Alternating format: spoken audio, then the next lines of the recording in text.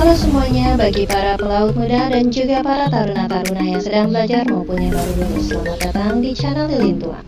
Channel ini ada untuk kalian para engineer agar mengetahui segala sesuatu permasalahan permesinan di atas kapal.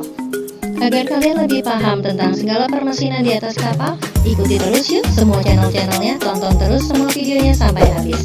Jangan lupa untuk klik subscribe dan juga loncengnya agar kalian tahu kapan video-video terbaru Lilin Tua akan diupload. Oh ya, kalian juga bisa loh mengajukan pertanyaan melalui kolom di bawah ini ataupun melalui direct message di Instagram Lilin Tua. Tanpa menunggu waktu lama lagi, yuk kita ikuti pelajarannya. Halo, jumpa lagi dengan Lilin Tua.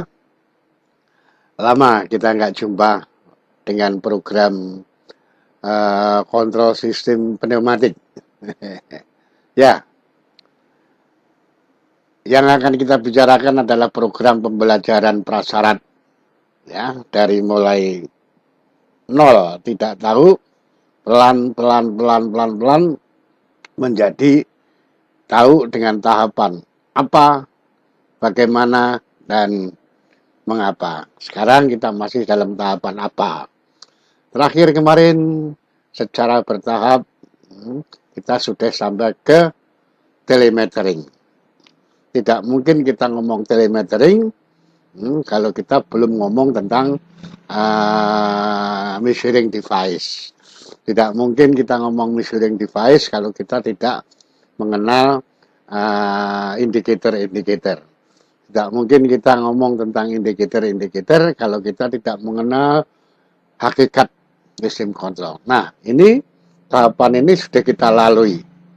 Jadi prasyarat untuk sampai ke telemetering sudah kita lalui, kemudian kita menuju ke controller. Jadi controller merupakan komponen ketiga dari control system setelah measuring device dan telemetering. Oke. Namun karena kita sudah terlalu lama tidak jumpa dalam hal control system, saya akan mengajak Anda untuk mengingat kembali dari awal, sekilas, sehingga kita nyambung lagi untuk sampai ke controller. Oke, kita masih ingat untuk menjadi seorang controller atau kalau itu merupakan controller otomat, bahwa sebuah controller itu harus dilengkapi oleh yang namanya komparator. Kalau manual, komparator ini bisa diumpamakan otak, ya, otak yang dipergunakan sebagai komparator, pembanding, to compare, membandingkan, komparator alat untuk membandingkan. Jadi otak ini nanti sebagai bagian dari controller berfungsi membandingkan antara yang mau dikontrol dengan apa yang dikehendaki. Oke? Ya, sudah barang tentu controller ini punya elemen-elemen, punya anggota-anggota, punya komponen-komponen sendiri. Ya, jadi nanti di dalam satu controller, kalau itu otomat atau di dalam satu controller utuh manusia, itu punya anggota-anggota, punya komponen-komponen. Controller mempunyai tugas untuk mengontrol. Pertanyaannya, apa yang dikontrol? Apa yang dikendalikan? Dia harus mengendalikan sesuatu. Sesuatu itu yang kita sebut output. Output dari apa? Output dari suatu proses. Ingat, yang kita kendalikan adalah output dari suatu proses. Parameternya output, ya, parameternya output dari suatu proses yang mungkin bisa berbentuk suhu atau temperatur, sehingga nanti kita mengontrol suhu, mengendalikan suhu, mengendalikan temperatur, sehingga saya berfungsi sebagai controller suhu, temperatur controller, ya. Kemungkinan saya harus mengontrol tekanan, pressure, sehingga saya berfungsi menjalankan tugas sebagai controller tekanan, pressure controller, PG, kalau tadi TG, sekarang PG, atau mungkin kita melaksanakan tugas sebagai pengendali atau mengendalikan aliran, flow, sehingga saya berfungsi sebagai pengendali aliran, flow controller, ya, ya, dan sebagainya. Bisa juga sebagai tinggi permukaan, level, sebagai pengatur, pengendali putaran, revolution, pengendali kecepatan, ya, pengendali kadar, dan lain-lain, yang semuanya itu bisa saya lihat, bisa saya monitor, bisa saya amati dari alat. Alatnya suatu indikator. Saya sebagai controller bisa mengatakan hasilnya itu berdasarkan pengamatan, penglihatan atau pendengaran terhadap indikator. Ada indikator temperatur, berarti temperatur indicator. Ada indikator tekanan, berarti pressure indicator, yang semuanya sudah kita bahas kemarin, ya, yang lalu. Semua parameter ini harus dikuasai terlebih dulu oleh controller untuk bisa mengontrol, untuk bisa mengendali target yang kita kontrol. Sebab kalau kita nggak tahu tentang nilai-nilai suhu, nilai-nilai tekanan yang akan kita kendalikan, ya nggak ada gunanya. Maka semua parameter itu sudah harus dikuasai dulu oleh seorang controller sebagai masukan referensi, sebagai modal dasar untuk bisa mengontrol, mengendalikan output, sehingga dia bisa manduk-manduk dan geleng-geleng. Ya, iya, dengan bekal nilai-nilai parameter terhadap target yang kita ini, maka setelah kita mengetahui, jadi tahapannya setelah kita tahu targetnya, tahu alat yang kita mau cek, indikatornya, itu kemudian saya menguasai, baru saya melangkah untuk mengontrol, melihat ya hasil kenyataan, hasil lapangan, output, hasil sebenarnya, actual condition, actual value, measured value, ya, oleh sensor, oleh mata, melalui transmitter, oleh mata juga, dilaporkan ke otak, dilaporkan ke controller. Controller bagian pembanding, yaitu controller bagian komparator, dibandingkan kenyataan yang ada, output dalam hal ini, dibandingkan dengan input referensi. Sehingga seorang controller atau controller mempunyai dua input, dua masukan. Masukan referensi yang berupa nilai-nilai yang dikendai, desired value, ya, dengan nilai feedback, input feedback dari output yang kita kendalikan. Dari pembandingan ini kita bisa manduk-manduk, bisa geleng-geleng, yang tandanya apakah output sesuai dengan yang kita kendai atau tidak. Di fungsi komparator adalah menghasilkan hasil pembandingan. Kalau hasil pembandingannya ternyata meleset atau terjadi deviasi, maka deviasi itu yang harus diaksikan atau diantisipasi atau dikerjakan, direaksiin oleh sebuah controller. Berdasarkan deviasi yang ada, maka controller beraksi melakukan koreksi. Ya. Nah, koreksi ke regulator. Nah, regulatornya apa? Jadi kalau kita naik sepeda, ya, yang kita kontrol adalah arah, direction. Directionnya lurus, aman, nggak nabrak.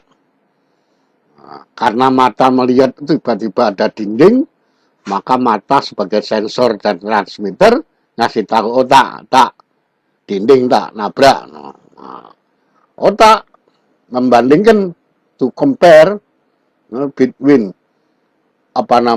referensi input dengan actual input feedback, maka dia harus bereaksi untuk melakukan koreksinya ke regulator. Regulatornya apa? Regulatornya stang sepeda atau setir. Ya, jadi setir itu bukan yang dikendalikan, tapi setir mobil atau stang sepeda itu adalah regulator. Sementara regulator ini diatur untuk mengendalikan arah, supaya arahnya aman, ya, sesuai dengan permintaan sini, arah aman. Ya, demikian juga kalau kita ngomong kecepatan, yang kita atur di dalam mobil waktu kita berkendara adalah kecepatan. Dari kecepatan yang sudah kita setel, kecepatan aman 80 km per jam, ternyata mata sebagai sensor melihat speedometer 100, maka dia kasih tahu sama otak, tak 100 tak. Nah, sebagai input feedback, kenyataan, ya, output. Di sini membandingkan, maka otak melalui hasil komparasi melakukan action koreksi terhadap regulator. Regulatornya apa? Regulatornya adalah pedal gas. Jadi gasnya dimainkan untuk mengurangi kecepatan. Ya. Jadi regulator dalam hal ini bisa keran, bisa setir, bisa stang, bisa pedal gas, ya, dan sebagainya. Dengan pengaturan ulang regulator, maka terjadilah proses ulang yang menghasilkan output yang bisa sesuai dengan yang dikehendaki. Bukan sama, ya, sesuai. Kalau sama itu 5 sama dengan 5. Tapi kalau sesuai itu bisa juga 5, 10, karena yang dikehendaki perkalian, di amplifying. Nanti kalau saya kasih 5 di sini, di sana harus 10. Nah, ini sesuai dengan yang dikehendaki. Oke. Ini semuanya dimulai dari kita mengetahui sebagai sensor. Sensor, kemarin sudah kita bahas macam-macam sensor. Ya. Kemudian telemetering sampai ke transmitter, kemarin kita sudah. Sasaran kita untuk tahapan ini adalah controller. Kembali, sebelum kita ke controllernya, saya masih untuk mengajak Anda untuk mengingat kembali tentang yang sudah kita bicarakan sebelumnya. Salah satu contoh umpamanya, ini pengulangan, kalau kita akan melakukan pengendalian suhu, maka urut-urutannya, pakemnya adalah kayak yang digambar ini. Bahwa controller sesuai dengan tadi, ngecek output. Output adalah merupakan hasil daripada proses. Dalam hal ini contohnya adalah proses pemanasan. Hasilnya suhu. Outputnya suhu. Suhu ini bisa dilihat di termometer. Termometer merupakan measuring device plus dalam bentuk sensor. Ya, sensor sudah kita bicarakan, measuring device sebagai komponen awal, sampai ke transducer, ke transmitter, telemetering seluruhannya ini. Sudah kita bicarakan kemarin, sampai ke transmitternya, apakah transmitter tunggal, apakah transmitter diferensial, ya, dari dua masukan mana yang menang, ya, diferensial input menjadi satu masukan yang menghasilkan output yang akan disampaikan ke controller, ya. Oke. Kita juga mengingatkan kembali tentang dua macam control system, yaitu control system yang bekerja berdasarkan manual, di mana kontrolernya adalah manusia. Ya, kontrolernya adalah manusia. Sebagai gambar, ini adalah pengendalian suhu air tawar pendingin masuk ke mesin induk atau keluar dari fresh water cooler. Outputnya adalah suhu masuk mesin induk atau suhu keluar fresh water cooler. Nah, ini yang disebut measured value, nilai yang kita ukur, nilai yang kita kendalikan. Sebagai controller manual, saya harus melihat sendiri dengan mata sebagai sensor, melihat temperatur indicator, termometer. Termometer dari output. Termometer yang merupakan variabel, parameter dari output, kita sampaikan ke controller, ke otak. Tak, sekian. Nah, otak membandingkan antara output yang kita cek melalui mata lewat termometer dibandingkan dengan input referensi, input modal, input harga yang dikendaki. Kalau terjadi deviasi, maka otak bagian daripada controller memerintahkan komponennya. Komponennya apa? Komponennya kaki, komponennya tangan, komponennya mata. Memerintahkan agar mengatur kembali regulator. Nah, regulatornya adalah keran bypass, ya, pendingin air tawar yang masuk ke cooler. Ya, ini kalau manual. Ingat, ini manual. Berarti saya sebagai controller melihat sendiri, membandingkan sendiri, melakukan aksi sendiri terhadap regulator. Sementara pekerjaan saya tadi bisa digantikan dengan alat otomat yang disebut kontrol suhu. Nah, ini otomat, ada controller suhu, biasanya disebut termostat. Ya, ini menggantikan fungsi saya. Fungsi saya di dalam menerima masukan referensi dan menerima masukan feedback. Feedbacknya kita terima, dia terima dari transmitter, dia terima dari sensor. Ininya sama, pakemnya sama, cuma kontrolernya yang diganti. Ada satu hal yang membedakan antara controller otomat dan controller manual adalah kalau manual itu multi control.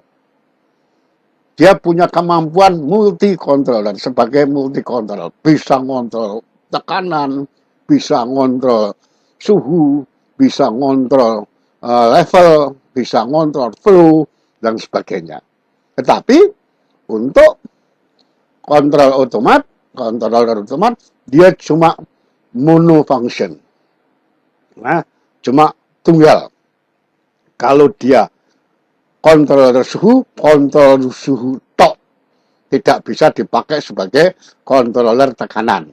Oleh karena itu nanti akan ada namanya PG, pressure controller, yang biasa juga disebut thermostat.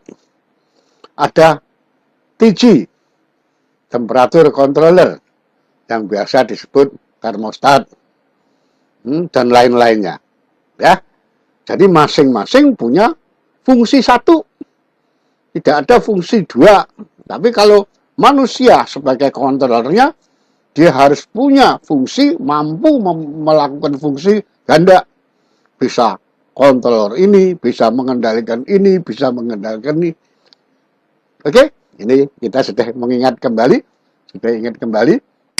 Nah, kita kemarin kita juga sudah ngomong yang lalu tentang dua macam pengendalian. Pengendalian terbuka, open loop control system, dan closed loop control system. Ini adalah open loop control system. Jaringan terbuka sistem kontrol atau sistem kontrol jaringan terbuka. Apa artinya itu? Bahwa jaringan terbuka kontrol sistem merupakan suatu jaringan yang outputnya tidak di-feedbackkan, tidak dilaporkan kembali ke controller, sehingga controller tidak beraksi terhadap, tidak berespon terhadap apa yang terjadi di output. Dengan sistem ini memang dipakai untuk kontrol sistem yang minim atau sedikit atau tanpa gangguan. Jadi kalau sudah saya setel di sekian di regulatornya, maka outputnya sekian sesuai dengan saya kendaki. Apakah dia naik atau turun karena ada gangguan? Kontroler tidak tahu, karena memang tidak ada yang ngasih tahu. Maka dia tidak bereaksi, tidak berespon, tidak merespon terhadap perubahan yang terjadi di output.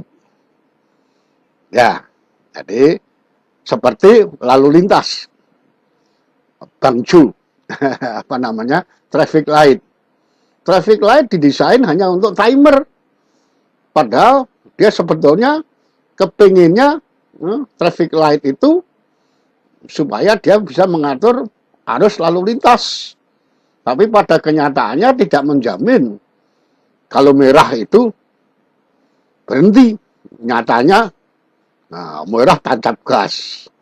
Ya, jadi dia tidak bertanggung jawab terhadap itu. Itu outputnya, kontrolernya tidak bertanggung jawab terhadap output. Tidak merespon terhadap output yang berubah.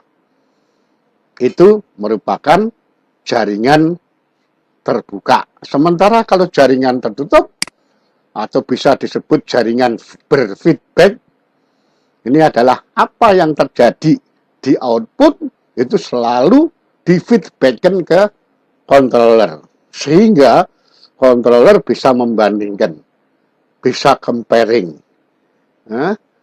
antara yang dikendaki dengan kenyataan, sehingga deviasi itu bisa diatasi, bisa disikapi, bisa direspon dengan pengaturan ulang, dengan pengaturan koreksi terhadap regulatornya. Oke?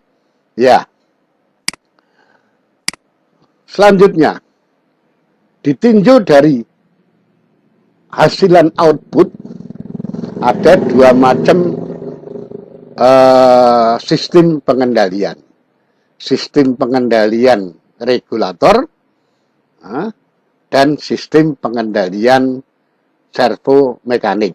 Yang nampak sekarang adalah sistem pengendalian regulator. Sistem ini merupakan sistem pengendalian di mana input yang tetap, outputnya terjadi perubahan yang disebabkan karena gangguan di proses. Jadi perubahan output bukan disebabkan oleh input, tapi disebabkan oleh gangguan di prosesnya. Umpamanya, Anda sudah nyetel suhu temperatur keluar dari mesin induk 65 atau 70, setelannya segitu. Nah, ternyata tinggi, padahal tadi sudah nggak apa-apa. Kenapa kok bisa jadi tinggi? Bukan tidak mungkin terjadi gangguan di proses. Mungkin suhu air lautnya sekarang berbeda, berubah. Kita masuk ke daerah yang lebih panas atau daerah yang lebih dingin. Mungkin beban mesinmu berubah, sehingga prosesnya berubah, sehingga merubah kondisi, merubah nilai outputnya. Nah, ini merupakan sistem pengendalian regulator. Karena apa? Inputnya tetap, untuk mengatur output supaya tetap, kita mengoreksi regulatornya. Nah, regulatornya yang kita ini. Sementara yang satu merupakan pengendalian sistem servomekanik. Nah, kalau sistem servomekanik ini, contohnya pada saat Anda manuver di mesin induk, kita maju, ada servo untuk pemindah arah, maju. Kita pakai mundur. Apa ini artinya? Inilah hasilnya, inilah outputnya. Maju dan mundur ini outputnya. Siapa yang merintahkan? Yang merintahkan output. Bedanya apa di sini dengan regulator tadi? Kalau regulator, perubahan output tidak disebabkan oleh perubahan input, tapi adanya gangguan yang harus dikoreksi di regulator. Sementara kalau yang servomekanik, itu perubahan output memang sesuai dengan perubahan inputnya. Jadi inputnya yang merubah gerakan output. Umpamanya cargo winch, naikin muatan, naikin beban, karena kita naikin, kita turunin, sway ke kiri, sway ke kanan, kita yang ngatur. Jadi perbedaan regulator sistem dan servomekanik sistem adalah pada hasilan dan input.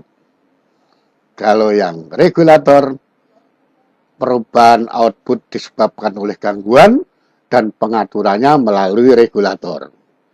Sementara kalau yang servomekanik memang dia disengaja berubah oleh inputnya.